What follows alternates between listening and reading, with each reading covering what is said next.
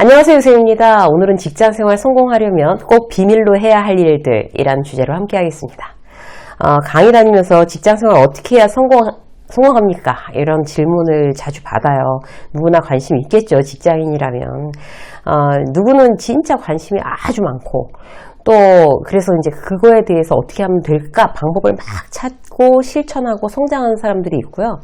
또 그보다 이제 더 많은 사람들은 별 관심 없이 뭐 성공하면 좋지 뭐 근데 굳이 그것 때문에 그렇게 애쓰고 싶지는 않아 뭐 이런 분들도 있어요, 그죠?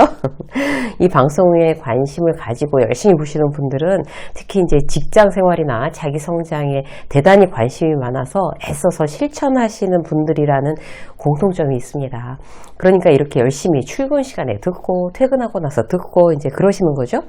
자, 오늘은 특히 이제 이런 분들을 위해서 직장 생활을 제대로 해보고 싶다, 이왕이면 성공하고 싶다, 그런 마음을 먹었다면 절대 비밀로 해야 될 일 몇 가지를 다시 한번 리마인드 하는 시간을 가져보도록 하겠습니다. 자, 첫 번째는요, 돈입니다. 돈에 대한 이야기는요, 누구에게 도움이 안 되죠? 돈도 이제 여러 가지가 있어요. 내가 돈이 많다는 거, 제일 대표적으로. 부모 유산이 꽤 된다는 거, 뭐 주식해서 꽤 괜찮아졌다, 이런 얘기하는 심리가 뭘까요? 자랑이잖아요. 그런 자랑 누구도 좋아하지 않습니다. 김대리가 돈이 많으니까 친하게 지내야지, 뭐 도와줘야지, 그러겠어요? 안 그래요. 질투의 대상이 돼서 플러스 요인이 되기보다는 마이너스 요인이 더 많이 되는 거죠. 또 이거랑 다르게 이제 거꾸로 뭐 빚을 많이 졌다, 그래서 힘들다, 가족 중에 누가 사고 쳤다, 그것 때문에 우라가 터진다, 내가 이렇게 돈 고생을 한다, 이런 얘기가 또 도움이 될까요? 그것도 아니죠. 상대를 굉장히 부담스럽게 하죠. 그렇게 이제 돈 때문에 고생하는 사람 곁에 있고 싶어 하지 않습니다, 대부분. 또 하나 돈이 뭘까요? 그런 거에 굉장히 관심이 많다는 걸 남들한테 이제 굉장히 드러내시는 분들이 있어요. 자, 특히 이제 경력사원 들어왔어요. 김 과장이 들어왔어요. 연봉 얼마로 협상했대? 연봉 얼마래? 막 이런 거 궁금해서 막 못 참는 사람들이 있어요. 그런 사람은 어떨까요? 결국 비호감이고요, 스스로한테 손해 끼치는 일이에요. 김대리 아버지가 건물주래, 보기 드문 금수저래, 그래서 어쩌라고. 이런 거에도 관심 갖지 마세요.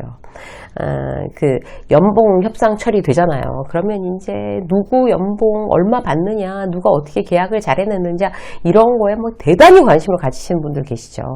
막 남의 연봉 궁금해서 죽어요. 누가 얼마를 받더라, 막 루머 퍼트리는 것도 다 이제 궁금해 하시는 그런 분들이에요.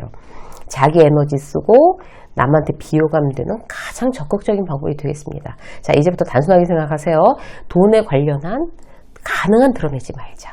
나를 보호하는 방법이 되겠습니다. 첫 번째였고요. 두 번째, 약점이에요.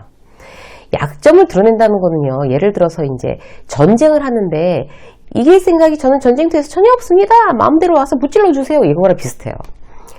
흔히 이제 직장을 전쟁터에 비유를 하는데 이건 전혀 과장이 아니라고 생각해요. 우리 회사는 전쟁터 아니에요, 굉장히 평화로워요 라고 하면 이제 개인적으로 어떤 생각이 드나 하면, 저분 열심히 안 하시는구나, 이런 생각이 들죠, 사실.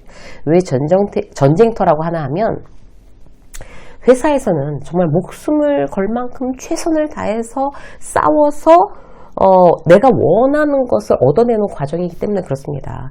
세일즈 하는 부서이면 경기가 안 좋아서 어쩌고 하면서 대충 하면 이제 그런 직장을 전쟁터라고 생각하지 않겠죠. 대충 하니까 평화로운 거죠. 그런데 목표를 정하고 내가 무슨 일이 있어도 내가 이번 분기에 이 목표 해낸다, 이게 바로 전쟁터라는 거예요. 근데 이런 전쟁터에서 약점을 드러내는 게 과연 나한테 유리하겠어요? 상대와 친밀해지는 방법이 될까요? 전혀 아니라는 거죠. 예전에 이제 현직에 있을 때 이런 직원이 있었어요. 정말 얌전해요. 말도 없고 일을 꼼꼼하게 잘 해내는 거예요. 문제는 술만 마시면 이제 말이 많아져요. 나중에 이 술을 막 마시고 말이 많아지다 나중에 기분이 막 안 좋아져요. 그리고 버릇이 없어지면서 반말을 막 시작하다가 이제 막말이 되는 주사가 있는 거예요. 근데 문제는 본인이 그걸 자기의 굉장히 심각한 약점이라고 생각을 안 하는 거죠. 그냥 뭐 술 먹었으면 그럴 수도 있지라고 생각하는 것 같아요. 다음날 다른 직원들 다 애매겨놓고 멀쩡한 얼굴로 출근해서 아무 말도 없어요. 뭐 미안하다든가 뭐 이런 것도 없어요. 그게 이런 분위기예요. 결국 그런 사람 어때요? 직장생활 제대로 못해요. 만약 주사가 있다, 이게 내 약점이다 라는 거를 안다면 회사 사람이라고 술 마시면 안 되는 거죠. 그 약점을 드러낼 만한 상황을 만들지 않는 게 직장생활 잘하는 방법입니다. 어떻게 하든 감춰야 되겠죠. 술 안 마시면 되죠 뭐. 평소에 멀쩡하다가 화가 나면 그걸 제대로 못 참는 사람이 있어요. 회사에 그런 사람 꼭 있잖아요. 대단히 자기의 약점을 드러내는 거예요. 그러면서 나는 싫어, 난 못 참아, 나는 표정 못 숨겨, 난 얘기해야 돼. 그거를 굉장히 솔직하고 쿨한 성격이라고 오해하시는 분들 계세요. 근데 그거 분명히 직위 고하를 막론하고 굉장한 착각이고요. 자기를 스스로 망치는 일입니다. 자, 세 번째 뭘까요? 회사 뒷담화야, 회사 뒷담화. 왜 대체 이걸 자기가 스스로 무덤 파는 일인 줄 모르는 걸까요? 모든 직장인들은. 퇴직을 왜 해야만 알게 되는 걸까요? 너나 할 것 없이 여기서 자유롭지 못하죠? 회사의 뒷담화 여러 가지예요. 일단 회사 사람들 뒷담화, 주로 이제 직장 상사가 되겠죠. 그리고 회사 자체에 대한 뒷담화. 예를 들어서 새로 직원이 들어왔어요. 근데 신입사원이건 경력사원이건 이제 품평회를 해요. 이제 뭐 누군가가 새로 들어오면 뉴페이스에 대해서 그 품평회 하는 거 절대 끼지 마십시오, 여러분. 원칙으로 정하셔야 돼요. 새로 들어온 김 과장 어때? 라고 묻는 사람은 이제 슬슬 발동을 거는 거죠. 그럼 뭐 어떻게 하셔야 돼요? 처음 봤는데 모르죠. 이 정도로 이제 빠지는 게 가장 지혜로운 거예요. 사람을 그렇게 쉽게 이제 판단해서 별 생각 없이 얘기하는 거 나한테 독이 되는 일입니다. 거꾸로 뭐 칭찬은 한답시고 너무 똑똑하고 전문적이에요. 그걸 어떻게 알겠어요? 며칠 보고서. 그것도 모를 일이거든요. 그 정도 경력이 있는 거 맞아요? 의심스럽던데요? 이렇게 얘기하는 것도. 그렇게 부정적으로 말하는 거 별로 그런 거 없는 거예요. 며칠밖에 안 봤으니까. 잠깐 봤는데 뭘 알겠어요. 그래서 이제 어떤 남의 품평회하는데 절대 끼지 않는다. 원칙으로 정하셔야 되고요.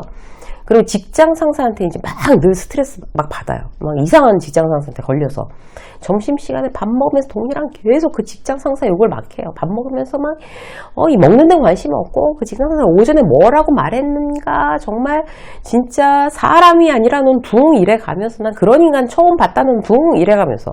그럼 스트레스가 풀려요? 스트레스가 풀린다고 착각하는 거예요. 그렇게 부정적인 얘기를 하면서 밥 먹는데 굉장히 기분이 가벼워지고 좋아지고 컨디션 좋아지고 그럴까요? 안 그래요. 점심시간조차 왜 그 사람한테 매여갖고 그 사람한테 뺏기는 거예요? 억울한 거죠. 그리고 장단 맞춰준 동료가 나에 대해서 좋게 생각할까요? 그렇지 않아요. 얘는 지가 잘못하는 거는 전혀 생각 안 하고 무조건 직장 상사 욕만 하는구나 이렇게 생각할 수도 있어요. 욕하면서 객관적이게 되기 쉽지 않잖아요. 왜 나만 미워해? 사람 차별해? 지가 성질 나니까 왜 나한테 화풀이야? 이런 거. 직장 상사 입장에서는요. 몇 번을 말한 것도 못 알아들어서 폭발한 거일 수도 있어요. 그래서 또 그 직장 상사대로 또 가서 이제 후배 욕하겠죠. 그럼 듣는 사람은 또 뭐라고 하겠어요? 이제 얘기하면서는 그 친구 언제 사람 되냐? 이렇게 맞장구는 쳐도 속으로 뭐라고 생각해요? 윗물이 맑아야 아랫물이 맑지. 이렇게 생각할 수도 있어요. 결국 뭐예요? 인간 뭐 직장 상사를 욕하든 아니면 후배를 욕하든 간에 뒷담화하는 거 다 내 얼굴에 내가 침 뱉는 거예요. 틀림없어요. 자, 한 가지 더 볼까요? 사생활이에요. 자기의 사생활을 드러내는데 이렇게 무방비한 사람들이 의외로 많아요. 깜짝 놀랄 지경이에요. 막 비즈니스로 만난 사람한테 만나자마자 제가 얼마 전에 이혼을 했어요. 막 이렇게 말하는 것이 자기가 쿨한 성격이고 난 다 오픈해. 난 뭐 그런 거 별거 아니라고 생각해. 이렇게 스스로 생각할 수 있어요. 근데 이혼이라는 게 나한테 별로 영향을 안 줘요. 라는 걸 어필할 수도 있지만 결국에 친하지도 않고 내 사생활에 별로 관심도 없던 그런 사람한테 뜬금포로 이렇게 사생활 얘기하는 거 불필요한 것이면 틀림없습니다. 동료에게 이제 배우자랑 뭐 심각하게 싸운 거, 뭐 시댁이랑 사이 안 좋은 거, 형제들이랑 사이 안 좋은 거, 애들이 막 속 썩이는 거, 뭐 이런 얘기들 푸념 삼아 하는 거 지금 내가 만약에 하고 있다면 이제 여기서 이제 스탑 하셔야 됩니다. 복잡한 이제 사생활이나 나 힘든 거 들으면서 좋아할 동료 아무도 없어요. 회사 동료는 친구가 아닙니다, 여러분. 가족은 더더군다나 아니죠. 아직도 가족 같은 회사, 이거 내세우는 문화도 없는 건 아닌데요. 너무 시대착오적이죠. 모든 관계의 오해, 뭐 스트레스 이런 거는 이렇게 착각하는 뭐 친구다, 뭐 가족이다 이렇게 착각하는 데서 야기되는 경우가 굉장히 많아요. 우리는 각자의 목적을 위해서 모인 이해 집단입니다. 그래서 이제 그들에게 가족 같은 어떤 친밀함, 어떤 신뢰, 우정, 그런 걸 요구할 자격이 나한테는 없어요. 은연중이라도 그런 것들을 기대하고 내가 그들에게 그런 신뢰를 막 보여주고 너희들도 나한테 동일하게 보답하기를 바라는 마음이 있다면, 그러면 이제 제가 말씀드린 이 네 가지를 막 이제 비밀로 해야 좋을 거를 막 그들한테 얘기하게 되는 거예요.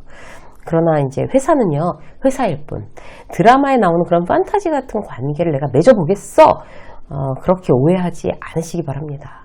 그리고 내 마음을 이제 탄탄하게 관리하고 내게 불리한 말은 오늘부터 그래, 좀 프로페셔널하게 다시 한번 점검하고 조심하자.